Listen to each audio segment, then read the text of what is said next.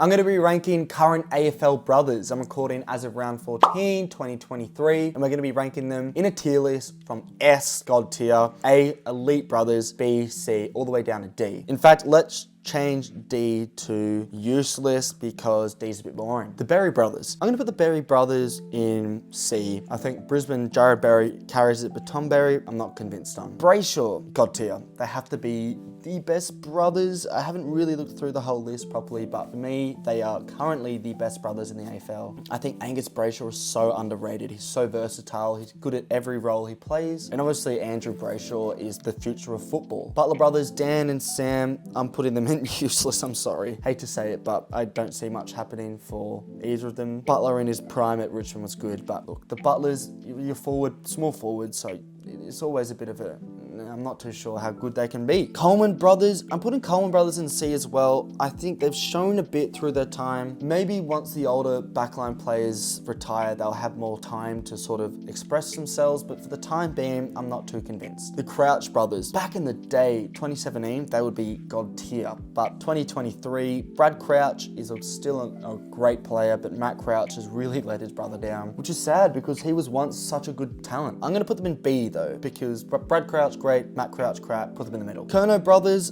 I'm gonna put them in A elite. Similar to the Crouches, Charlie Curnow elite, and Ed Curnow, not so good, but not as bad as Matt Crouch, so we're gonna put them in A. The Dacos brothers, now obviously they're S tier, but the question is how far up? Are they better than the Brayshaws? Right now, 2023, as of recording, round 14, I'm still backing in the Brayshaws over the Dacos. Obviously, Nick Dacos is one of the best players in the competition right now, but I think these two combined are better than the two Dacoses. Will cause a lot of debate. The Conings, I'm putting them in A. A lot of talent there, a lot of room for growth. In 5 years, they'll probably be S by a mile, but I think they've got so much potential, and even at the moment, they're playing pretty good. The Dell brothers, right and useless. Paddy Dale is useless. Tom Dale's no less useless. Two players who have promised so much, especially Paddy Dow, top 10 draft pick. I think it was pick number 3, I believe. And he's just done nothing. He's done nothing. And Tom Dow's done nothing either. And he's had so much opportunity at Richmond, but it's just a shame for both of them. They're probably both going to get delisted this year. The Fredericks, Michael and Martin, I'm going to put them in C, I think. Especially, I think Michael for Fremantle. He's shown a little bit, but yeah, not too convinced on them. The Guthrie brothers, Cam Guthrie, and that's not his brother. His brother is that skinny defender for Geelong. I just can't be asked to remember his name. I'm going to put them in elite. I think they're a great duo for Geelong. Cam Guthrie is an awesome midfielder, and the brother Guthrie is, the skinny one, is a decent defender. The Henry brothers, it's hard because I feel like there's a lot of potential there.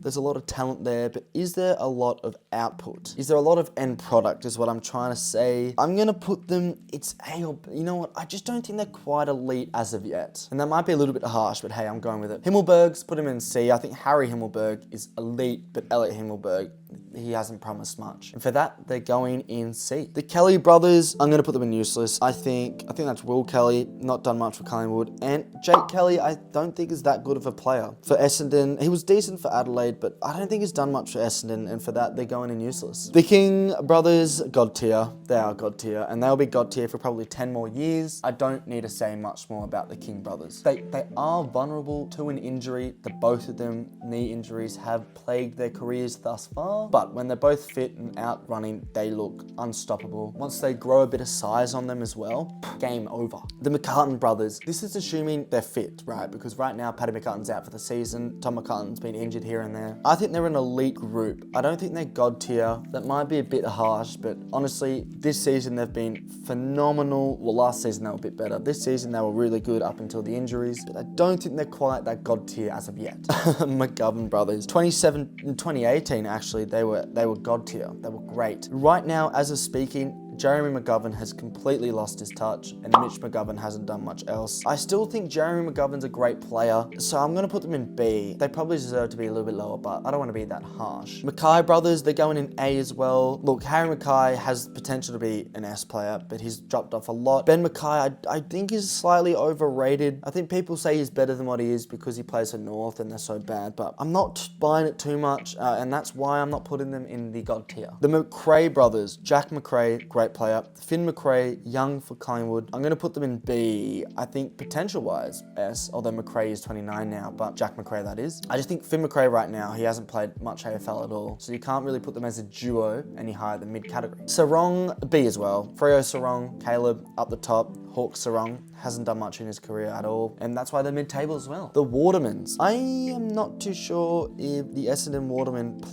is on the list, but when he was playing for Essendon, he looked like an all-right forward player. Fought through heaps of injuries to play AFL for Essendon. I think it's Jake Waterman, right? He's a really promising player for West Coast, but I'm going to put them in C. Hate to say it. And then lastly, we have the Youngs. We've got, I think, Hayden Young from Freo, and I forgot the guy from North Melbourne. Hayden Young shows a lot of promise, but his brother brings them down. They go in C as well. Now I'm going to do one little change to this. I don't like how there's 6 different players or 6 different brothers in C. So I'm going to move either one up or down. Who stands out of them?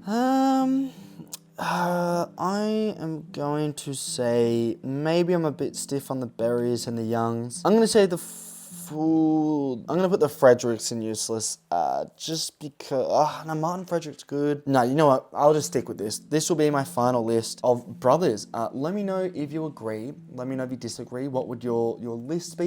Yeah, let me know in the comments. Make sure you follow the TikTok, FTFooty, like, subscribe, all that good stuff, and I'll see you in another video, which is probably going to be another tier list. Thanks for watching.